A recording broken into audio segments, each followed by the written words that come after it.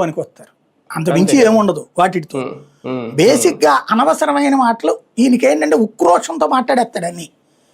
Social మీడియాలో ఎవడెవడో కామెంట్లకు ఆయన answer చేస్తున్నాడు అంతే. సోషల్ మీడియాలో కామెంట్లకు ఆన్సర్ చేసినట్టుంది నాకు ఆ ముక్క వింటే. బేసిక్ గా సమస్య ఏంటంటే పవన్ కళ్యాణ్ చంద్రబాబు నాయుడు గారేమి కమ్మ సామాజిక వర్గం కోసం పనిచేయట్లా, కానీ కమ్మ సామాజిక వర్గం ఆయన ఓన్ చేసుకుంటది. జగన్మోహన్ రెడ్డిని రెడ్డి సామాజిక వర్గం కోసం ఏం పనిచేయట్లా జగన్మోహన్ రెడ్డి, కానీ రెడ్డి సామాజిక వర్గం ఓన్ చేసుకుంటది. ఇది కామన్. నువ్వు కాపు సామాజిక వర్గానికి ఏం చేయట్లా, కానీ నిన్ను ఓన్ చేసుకుంటది. కానీ నువ్వు కాపులకే ఎక్కువ ఇస్తావు, వాళ్ళు రెడ్లకి ఎక్కువ ఇస్తారు, వాళ్ళు కమ్మకి ఎక్కువ ఇస్తారు.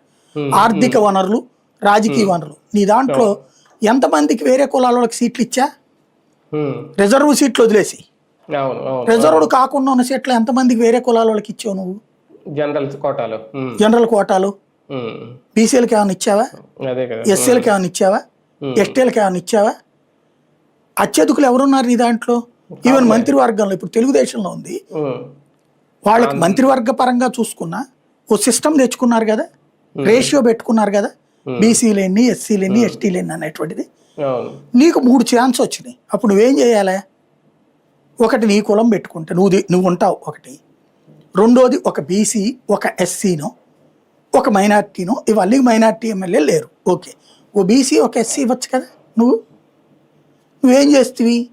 నువ్వు తీసుకున్నావు, ఇంకోటి నాదెళ్ల మనోహర్కి ఇచ్చావు, ఇంకోటి కందులు దుర్గేష్ ఇచ్చావు. 2 కాపులు ఒక్క కమ్మ. బీసీ ఉంది, ఎస్సీ ఎక్కడ ఉంది, ఎస్టీ ఎక్కడ ఉంది? గెలిచారంటే అన్ని పార్టీలో గెలుస్తారు. ఏం తేడా ఉంది ఇంకా? నువ్వు ప్రతి